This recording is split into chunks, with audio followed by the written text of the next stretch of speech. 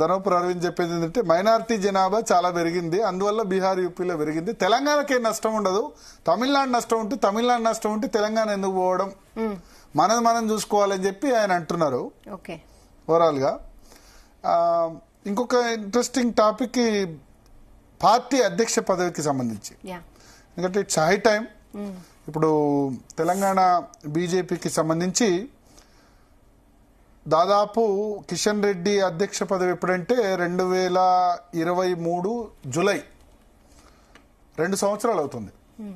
కేంద్ర మంత్రిగా plus party అధ్యక్షుడిగా డ్యూయల్ రోల్ చేస్తున్నారు. ఆయన అన్నట్టు సరే అసెంబ్లీలో కొంత రిజల్ట్ వచ్చినా కిషన్ రెడ్డి నేతృత్వంలో పార్లమెంట్లో 8 ఎంపీలు గెలిచారు. ఆ తర్వాత ఇప్పుడు మన గ్రాడ్యుయేట్ ఎలక్షన్స్ కూడా గెలిచారు. కానీ ఫుల్ టైం పార్టీ ప్రోగ్రామ్స్ జరపట్లేదు బీఆర్ఎస్ తరహాలో అన్న ఒక లోటు అయితే ఖచ్చితంగా అనిపిస్తుంది. నాకు తెలిసి ఇంకా 10-15 రోజుల్లోనే ఏదైనా నిర్ణయం తీసుకుంటారు. ఎందుకంటే ఎందుకు ఇంత లేట్ అవుతుంది అసలు? ఎందుకు ఇంత లేట్ అంటే ఏకాభిప్రాయం జరక్క, నాకున్న సమాచారం ఇన్సైడ్ ఇన్ఫర్మేషన్ మీరు అడిగిందని చెప్తాను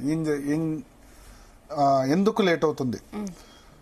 యాక్చువల్లీ ఆగస్టు సెప్టెంబర్ ప్రాంతంలోనే ఈటెల రాజేందర్ను రాష్ట్ర పార్టీ అధ్యక్షుడిగా నియమించేందుకు బీజేపీ పార్లమెంట్ ఎలక్షన్స్ అయిన వెంటనే హైకమాండ్ ముఖ్యంగా అమిత్ షా ఆయనకు రాష్ట్ర అధ్యక్ష పదవికి నియమించేందుకు ఫేవర్గా ఉన్నారు, సుముఖంగా ఉన్నారని.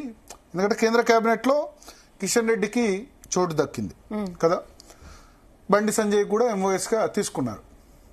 బండి సంజయ్ కూడా అప్పుడు ఆ సమయంలో అంటే సంవత్సరం క్రింద నాకు తన కేంద్ర మంత్రి పదవి కావాలని ఆయన భావించారు.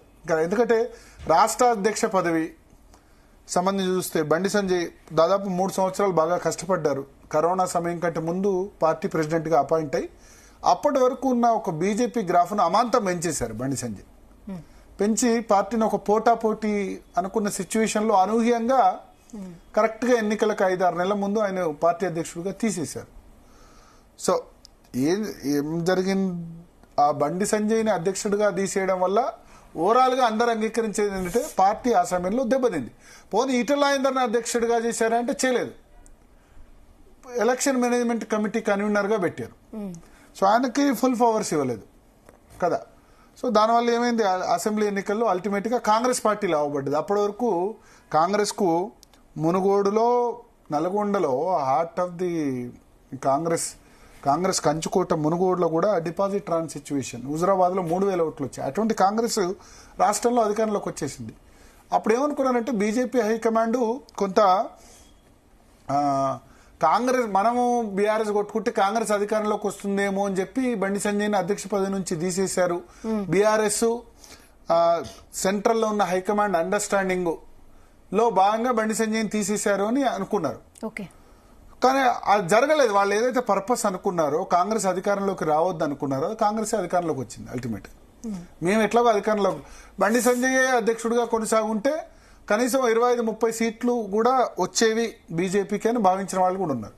సో పార్లమెంట్ ఎలక్షన్స్ అయిపోయింది, ఇంకా బండి సంజయ్ కూడా నిరాసక్తత, నన్ను అనవసరంగా అధ్యక్ష పదవిని తీసేశారు, ఉంటే గనక వేరే ఇప్పుడు నిజంగా బీజేపీ 30 సీట్లు వస్తే హంగ్ అసెంబ్లీ వచ్చేది కదా, 30 వీళ్లకు 40 వాళ్ళకు వస్తే ఎంఐఎంకి 7 సీట్లు వస్తే హంగ్ అసెంబ్లీలో కింగ్ మేకరు కింగో అయ్యేది కదా బీజేపీ కదా. 30 బీజేపీకి, కాంగ్రెస్ కో 40, బీఆర్ఎస్ కో 40 వస్తే బీజేపీ ఎవరు సపోర్ట్ చేస్తే వాళ్ళు ముఖ్యమంత్రి అయ్యేవాళ్ళు కదా. ఆ సిచ్యువేషన్ ఉండదు కదా.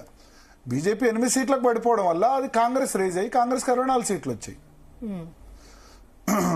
సో ఆయన ఏంటంటే ఇంకా మళ్ళా 5 సంవత్సరాలు పోరాడాలి. ఎందుకు, నేను రాష్ట్ర అధ్యక్ష పదవి చేసినా ఇప్పుడు ఇమీడియట్ గా తీస్తే 3 సంవత్సరాలే బీజేపీ అధ్యక్ష పదవి టర్మ్, అది 2 సార్లు మాత్రమే చేయొచ్చు. సో మళ్ళీ 3 సంవత్సరాల వరకు తీసేస్తారు, ఎందుకు 2 టర్మ్స్ అయిపోతుంది అని చెప్పి ఆయన నిరాసక్తి ఉండి ఆయన కేంద్ర మంత్రి పదవికి మొగ్గు చూపారు ఆ సమయంలో. సో ఆ తర్వాత ఈటెల రాజేందర్ను అధ్యక్ష పదవిలో నియమించాలని హైకమాండ్ డిసైడ్ అయింది. కానీ సంఘ్ పరివార్ ఆబ్జెక్ట్ చేసింది. కమ్యూనిస్టు భావజాలం ఉన్న వ్యక్తి ఈటెల రాజేందర్. సో రాష్ట్ర అధ్యక్ష పదవి అన్నది చాలా, ఎందుకంటే సంస్థాగత పరంగా లేకపోతే ఇతర యాక్టివిటీస్ చేపట్టాల్సి ఉంటుంది అని చెప్పి సంఘ్ పరివార క్షేత్రాలు అడ్డు చెప్పాయని చెప్పారు. సో అట్లా డ్రాగా నవ్వుకుంటూ వచ్చి జనవరిలో మళ్ళీ అనౌన్స్ చేసుకుందాం అనుకున్న సమయంలో మళ్ళీ దీస్ ఇష్యూస్ కొన్ని, ఎందుకంటే రాష్ట్ర నాయకులతో కూడా చర్చలు జరుపుతున్నారు. ఓకే. కిషన్ రెడ్డి ఇదే సమయంలో 2 సంవత్సరాలు కంటిన్యూ అవుతూ వస్తున్నారు. కానీ ఆయన ఇప్పుడు important portfolio coals and mines minister గా ఉన్నారు. ఇప్పుడు మొన్న అమిత్ షా ఇంట్లో, జేపీ నడ్డా ఇంట్లో ఇంపార్టెంట్ మీటింగ్స్ కూడా స్ట్రాటజీ, జమ్మూ కాశ్మీర్ రాష్ట్రానికి ఎన్నికల ఇన్ఛార్జ్ గా ఉన్నారు. నెక్స్ట్ ఇప్పుడు రాబోయే తమిళనాడు, కేరళ అసెంబ్లీ ఎన్నికలకు కూడా ఆయన ఇన్ఛార్జ్ గా వేయొచ్చు. జాతీయ అధ్యక్ష పదవి కూడా కిషన్ రెడ్డికి ఇవ్వచ్చు అని చెప్తున్నారు. సో ఈ నేపథ్యంలో ఇప్పుడు జేపీ నడ్డా జాతీయ అధ్యక్ష పదవి, జేపీ నడ్డా తర్వాత ఎవరికి రాబోతుంది అన్నది ఏప్రిల్ 15వ తేదీ తర్వాత తెలియబోతుంది. ఇప్పుడు ఆల్రెడీ ఆర్ఎస్ఎస్ సంఘ్, రాష్ట్రీయ స్వయం సేవక్ సంఘ్ సమావేశాలు బెంగళూరులో జరుగుతున్నాయి. ఓకే. దీనిలో ఈ సమావేశాల తర్వాత ఒక క్లారిటీ, నెక్స్ట్ జాతీయ అధ్యక్షుడు ఎవరు అవుతారు అన్నది. సో జాతీయ అధ్యక్షుడు కావాలంటే బీజేపీలో ఒక రూల్ ఉంది, సగం రాష్ట్రాల అధ్యక్షుల్ని సెలెక్ట్ చేస్తే గానీ జాతీయ అధ్యక్షుడిని ఎంపిక చేయరాదు. ఇప్పటి వరకు 13 రాష్ట్రాలు అయ్యాయి, టోటల్ 29 రాష్ట్రాలు ఉన్నాయి. ఇంకొక 4 రాష్ట్రాల అధ్యక్షుడిని ప్రకటించాలి. అక్కడ ఆంధ్రప్రదేశ్లో కూడా పురంధేశ్వరికి మళ్ళీ కంటిన్యూ చేస్తారా లేదా ఆ డౌట్ కూడా ఉంది. ఓకే. సో తెలంగాణలో కూడా ఇక్కడ ఈ పరిస్థితి ఉంది. సో ఇప్పుడు ఏంటంటే 2 రకాల చర్చ. ఒకటి ఈటల రాజేందర్కు అమిత్ షా మొగ్గు చూపుతున్నారు అనేది ఒక చర్చ.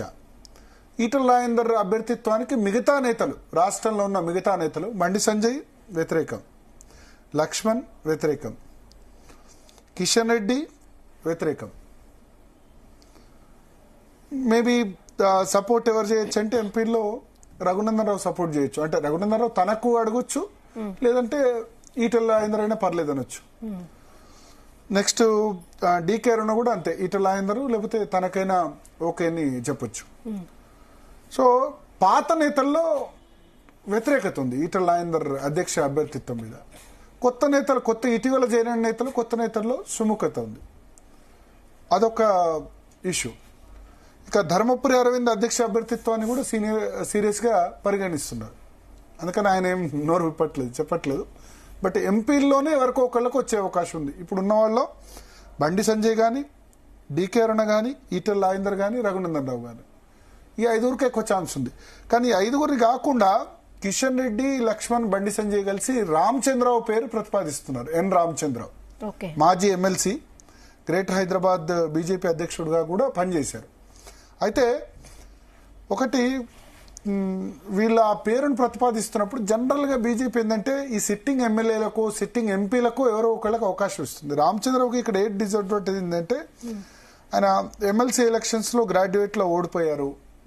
ప్లస్ ఆ తర్వాత మళ్ళీ మొన్న అసెంబ్లీ ఎన్నికల్లో ఓడిపోయారు. సిట్టింగ్ ఎమ్మెల్యేగా మొన్న అసెంబ్లీ ఎన్నికల్లో గెలిచుంటే కొంత ఛాన్స్ ఉండదు, ఎంపీగానో ఎమ్మెల్యేగానో ఉంటే. ప్లస్ హైకమాండ్ ఒక భావంతో ఉంది, సిటీ బేస్డ్ లీడర్స్ వల్ల పార్టీ అదర్ ఏరియాస్ లో గ్రోన్ కావట్లేదు, రంగారెడ్డి హైదరాబాద్ వరకే పరిమితం అవుతుంది, ఆ పట్టణ ప్రాంత పార్టీ. బండి సంజయ్ వచ్చిన తర్వాత ఆ ఉద్దేశంతోనే బండి సంజయ్ని అపాయింట్ చేశారు. బండి సంజయ్ని అపాయింట్ చేయడం వల్ల మనకు ఆ తర్వాత మనం చూసి ఆదిలాబాద్, నిజామాబాద్ లో ఇప్పుడు ధర్మపురి అరవింద్ నిజామాబాద్ లో పార్టీని చాలా పెద్దగా పెంచారు. అక్కడ నిజామాబాద్ పార్లమెంట్ సెగ్మెంట్ లో మనం 2 ఎమ్మెల్యేలు చూడొచ్చు కదా. తర్వాత ఆదిలాబాద్ లో 4 ఎమ్మెల్యేలు అక్కడి నుంచి గెలిచిన పరిస్థితి. రాజాసింగ్ ఒకళ్ళు ఇక్కడ గెలిచారు. నిజామాబాద్ జిల్లాలో కామారెడ్డిలో కూడా బీజేపీ గెలిచారు. సో నిజామాబాద్ జిల్లాలో బీజేపీ స్ట్రెంత్ అయింది, ఆదిలాబాద్ లో స్ట్రెంత్ అయింది, కరీంనగర్ లో స్ట్రెంత్ అయింది, బండి సంజయ్ అధ్యక్ష. సో మోస్ట్లీ ఏంటంటే సిటీ బేస్డ్ కాకుండా జిల్లాల్లోకి అధ్యక్ష పదవి ఇవ్వచ్చు. ముఖ్యంగా నార్త్ తెలంగాణ వైపే ఎక్కువ మొగ్గు చూపొచ్చు అని కూడా ఒక వార్తలు వస్తున్నాయి. ఇప్పుడు ఈటల రాజేందర్ అధ్యక్ష పదవి చేసిన ఆయన సిటీ అవుతారు, ప్లస్ రూరల్ అవుతారు. ఎట్లా అంటే మల్కాజ్గిరి పార్లమెంట్ సిటీలో ఉంది, కానీ నిజానికి ఆయన హుజురాబాద్ రూరల్ బేస్డ్ లీడర్. పరిచయాలు తెలంగాణ మొత్తం ఉన్నాయి. ధర్మపురి అరవింద్ అధ్యక్ష పదవి చేశారనుకోండి, నిజామాబాద్ జిల్లా మొత్తం ఆయన పార్టీని విస్తరించుకున్నారు. మొన్న అసెంబ్లీ ఎన్నికల్లో highest voting percentage Nizamabad parliament పరిధిలోనే వచ్చింది. ఆదిలాబాద్, నిజామాబాద్ ఈ 2 పార్లమెంట్ పరిధిలో చాలా ఎక్కువ వచ్చిన పరిస్థితి. సో ఇటువంటి రూరల్ బేస్డ్ లీడర్ కు ఎక్కువ మొగ్గు చూపొచ్చు. కొద్దిమంది ఏం చెప్తున్నారు అంటే కిషన్ రెడ్డి, లక్ష్మణ్ మాత్రం ప్లస్ బండి సంజయ్ కూడా రామచంద్రరావుకు అధ్యక్ష పదవి ఇవ్వాలని గట్టిగా పట్టుబడుతున్నారు. కానీ కొత్త తరం నేతలు వ్యతిరేకిస్తున్నారు. కొత్తగా పార్టీలో జాయిన్ అయిన వాళ్ళు పాత ముఖాలకి ఇవ్వద్దు. ఇప్పుడు రాజాసింగ్ స్టేట్మెంట్ ఏంది, పాత సామాన్లు వద్దు, పార్టీలో తీసేయాలి. ఇదంతా కూడా ఏంటంటే కిషన్ రెడ్డి, లక్ష్మణ్ వాళ్ళకి వ్యతిరేకంగా రాజాసింగ్ స్టేట్మెంట్ మనకు కనబడుతుంది. ఇవాళ కూడా మళ్ళీ రాజాసింగ్ స్టేట్మెంట్ చేశారు. సో ఒక గ్యాప్ ఉంది పాత కొత్త నేతల మధ్య, ఎవరు అంగీకరించిన స్టేట్మెంట్ ని బీజేపీ కన్సిడర్ చేస్తదంటారా? ఆయన చాలా అంటుంటారు, ఒక్కటి కాదు, ప్రతి ఇష్యూ మీద. అంతే, రాజా సింగ్ స్టేట్మెంట్ ఏమో కన్సిడర్ చేయరు, ఎందుకంటే హిందుత్వ రిలేటెడ్ స్టేట్మెంట్ లో అట్లా చూసినట్టు పోతుంటారు. బట్ ఆయన కామెంట్ ను ఆధారంగా చేసుకుని పాత కొత్త నేతలు వీళ్ళ మధ్య గొడవ నడుస్తూనే ఉంటుంది. రెండు రకాల ఆర్గ్యుమెంట్స్ ఉన్నాయి. ఇప్పుడు 2023 ఎలక్షన్స్ లో 91 మందికి కొత్త నేతలకి బీఫామ్ వచ్చింది, పాత నేతలకు బీఫామ్ రాలేదు. అయినా వాళ్ళు గెలిచింది 8 మంది అని పాత నేతలు అంటారు. బీజేపీలో చాలా రోజుల నుంచి పనిచేస్తున్న వాళ్ళు ఏంటంటే 91 మందికి బీఫామ్ వచ్చింది, దాదాపు జనసేనకి ఇచ్చిన సీట్లు పక్కన పెడితే 111 సీట్లు 91 బీఫామ్లు వాళ్ళకే వచ్చాయి. ఏం సాధించారు, ఎందుకు గెలిచారు, మమ్మల్ని ఎప్పుడు పాత నేతలు వీళ్ళు ఎదగనివ్వరు, వేరే పార్టీని ఎదగనివ్వరు, కొత్త నేతలు జాయిన్ కానివ్వరు, నెగలనివ్వరు అని స్టేట్మెంట్ చేస్తారు కదా అని పాత నేతల అభిప్రాయం. కొత్త నేతలు ఏంటంటే గెలిచిన 8 మంది ఎమ్మెల్యేలు ఒక రాయసింగ్ తప్ప 7 కొత్తగా పార్టీలు జాయిన్ అయిన వాళ్ళే. మహేశ్వర్ రెడ్డి కొత్తగా జాయిన్ అయినాడే, ముదోల్ ఎమ్మెల్యే కొత్తగా జాయిన్ అయిన వాడే, సిర్పూర్ పాల్వాయి హరీష్ కొత్తగా జాయిన్ అయిన వాడే, పాయల్ శంకర్ 2014-15 తర్వాత జాయిన్ అయిన వాడే, కామారెడ్డి వెంకటరమణారెడ్డి కొత్తగా జాయిన్ అయిన వాడే, గణేష్ గుప్తా సరే కొంచెం సీనియర్, రాకేష్ రెడ్డి కొత్తగా జాయిన్ అయిన వాడే. కొత్తగా జాయిన్ అయిన వాళ్ళే ఎక్కువ ఉన్నారు. ఎంపీలు కూడా కొత్తగా జాయిన్ అయిన వాళ్ళే, అంటే 2014 తర్వాత జాయిన్ అయిన అరవింద్, డికే అరుణ, రఘునందన్ రావు, నాగేష్ వీళ్ళంతా కొత్తగా జాయిన్ అయిన వాళ్ళు కదా. ఈటల రాజేందర్, ఇక పాతగా ఉన్న వాళ్ళు కిషన్ రెడ్డి, బండి సంజయ్ వాళ్ళిద్దరికి కేంద్ర మంత్రి పదవి వచ్చేసింది. సో ఇప్పుడు ఒక కాంప్రమైజ్ ఫార్ములా నడుస్తోంది. ఏంటంటే ఒక ఈటల కాదంటే ఈటల వ్యతిరేకులంతా కూడా బండి సంజయ్ పేరు సైజ్ చేస్తున్నారు. ఇప్పుడు రామచంద్రరావు, ఇప్పుడు ఈటల బండి సంజయ్ మధ్య, బండి సంజయ్ అరవింద్ వీళ్ళ ముగ్గురు మధ్య చాలా రసవత్తర పోరు నడుస్తుంది. ఆ రాష్ట్ర అధ్యక్ష పదవి ఎవరు అన్న దాని విషయం, అంటే వీళ్ళు మెజారిటీ అనుకుంటున్నారా? అంటే మొన్నటి వరకు రామచంద్రరావు పేరు ప్రపోజ్ చేశారు, కిషన్ రెడ్డి, లక్ష్మణ్ ప్లస్ బండి సంజయ్.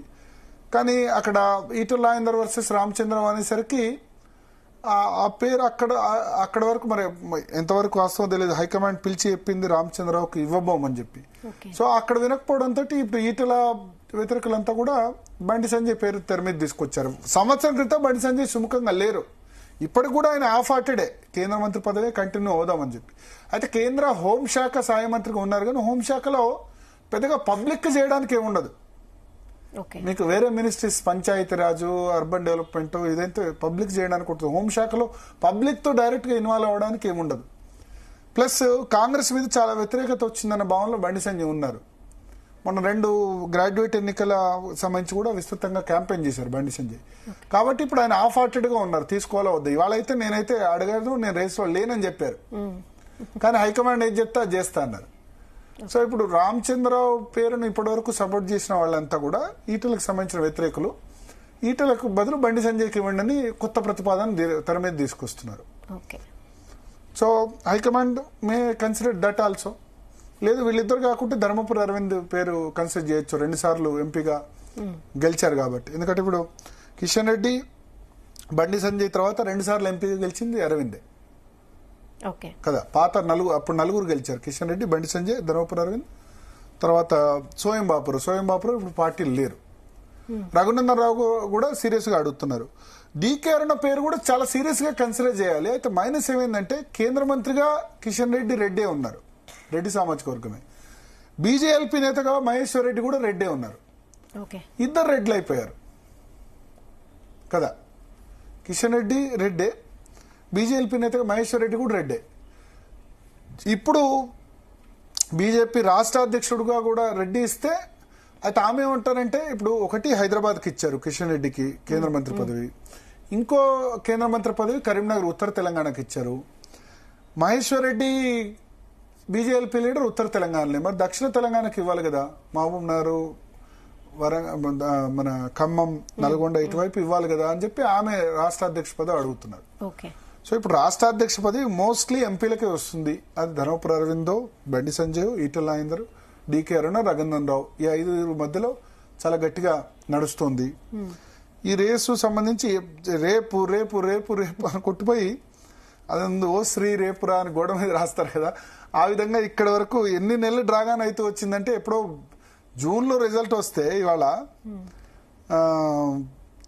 దాదాపు 8 నెలలు అయింది. నేనేమంటానంటే సరే 2 గ్రాడ్యుయేట్ ఎన్నికలు గెలిచి ఉండొచ్చు, కానీ కొంచెం పార్టీకి కొత్త అధ్యక్షుడు వస్తే ఈ జాయినింగ్స్ చాలా అవుతుండే బీజేపీలో. మొదట్లో బీఆర్ఎస్ ఒక్క సీటు కూడా రానప్పుడు ఎంపీ సీటు ఈ ఎమ్మెల్యేలు 10 మంది అటు వెళ్ళిపోయినారు కదా కాంగ్రెస్ పార్టీకి. ఒకళ్ళ 2 ఎమ్మెల్యేలు బీజేపీ కూడా వచ్చేవాళ్ళు వీళ్ళు ట్రై చేస్తే. ప్లస్ కింది స్థాయిలో సర్పంచులు, జడ్పీటీసీలు, ఎంపీపీలు బీజేపీ వేవ్ నడుస్తుంది కదా. అట్లీస్ట్ నార్త్ తెలంగాణలో అయినా కొద్దిమంది జాయిన్ అయ్యేవాళ్ళు. ఆ జాయినింగ్స్ అన్ని ఆగిపోయినాయి ఈ ఆలస్యం జరుగుతున్న కొద్ది. సో ఈ ప్రాసెస్ లో బాగా జరగచ్చు. ఏదేమైనా ఇప్పుడు tough competition between Etela Rajender versus Bandi Sanjay versus Arvind అన్నది నడుస్తుంది. బీసీలకు ఎందుకంటే ముగ్గురు బీసీలే, ఈటల రాజేందర్, బండి సంజయ్, అరవింద్ ముగ్గురు బీసీలే. అక్కడ రెడ్డీస్ ఉన్నారు. రఘునందన్ రావు కూడా చాలా మంచి కేపబుల్ పర్సన్, వాగ్దాటి బాగుంది. కానీ క్యాస్ట్ మైనస్ అవుతుంది. వెలమ కమ్యూనిటీ అంటే బీఆర్ఎస్ తో అసోసియేట్ అయింది అన్నది దాంతో మైనస్ అవుతుంది. సో సేమ్ డీకే అరుణకు రెడ్డి ప్లస్ పాయింట్ కావాలి కానీ ఇక్కడ రెడ్డి మైనస్ అవుతుంది. ఎందుకంటే ఆల్రెడీ కిషన్ రెడ్డి ఉన్నారు కేంద్ర మంత్రిగా, బీజేపీ నేతగా మహేశ్వర్ రెడ్డి ఉన్నారు. ఇద్దరు రెడ్లు అయిపోయేసరికి అక్కడ మైనస్ అవుతుంది. సో బీసీ నేతకే మోస్ట్లీ అధ్యక్ష పదవి ఇస్తారంటారు. అది ఈటల రాజేందర్, ధర్మపురి అరవింద్, బండి సంజయ్ అన్నది రాబోయే రోజుల్లో తేలనుంది. మీకంటే ఎక్కువగా ఎవరి మీద కాన్ఫిడెన్స్ ఉంది? అంటే ఇది దీనికి అరవింద్ చెప్పిన ఆన్సర్ చెప్తాను, జేపీ నడ్డా అని అడగాలి. ఎందుకంటే బీజేపీలో అప్పుడు ఏమంటారు హైకమాండ్ మధ్యలో ఏముందో మనకు తెలియదు కదా. సో చాలా వరకు టాక్ ఈటల రాజేందర్ వచ్చింది మొన్నటి వరకు కూడా. జనవరిలో కూడా ఇంప్లిమెంట్ చేస్తారు, ఇంకా అనౌన్స్ చేస్తారు, ఫైనలైజ్ అయిపోయింది అనుకున్నారు. మరి ఎందుకు అవుతుంది ఇంతకాలం అన్నది కూడా క్వశ్చన్ వచ్చింది. ఇప్పుడు సడన్ సర్ప్రైజ్ గా సంజయ్ పేరు వస్తుంది 1-2 days గా. సంజయ్ సంవత్సరం క్రితం అయితే సుముఖంగా లేరు, ఇవాళ పరిస్థితిలో 50-50. ఆయన కూడా వేరే రామచంద్రరావు పేరే రికమెండ్ చేశారు, కానీ దాన్ని యాక్సెప్ట్ చేసే పరిస్థితిలో హైకమాండ్ లేదు. కాబట్టి ఇప్పుడు అల్టిమేట్ గా ఇంకా 15 రోజులే సమయం, 15-20 రోజుల లోపల నేషనల్ ప్రెసిడెంట్ కంటే ముందే తెలంగాణ ప్రెసిడెంట్ అయిపోద్దని నేను ఎస్ ఇంకా ఇంతకంటే ఎక్కువ డ్రాగన్ చేయరు. నేషనల్ ప్రెసిడెంట్ ఎలక్షన్ కంటే ముందే తెలంగాణ డిక్లేర్ చేయొచ్చు. ఎందుకంటే సగం రాష్ట్రాలు డిక్లేర్ చేస్తేనే నేషనల్ ప్రెసిడెంట్ అవుద్ది. దానిలో మొత్తం ఎక్సైజ్ కంప్లీట్ అయ్యి రెడీ ఉంది తెలంగాణ.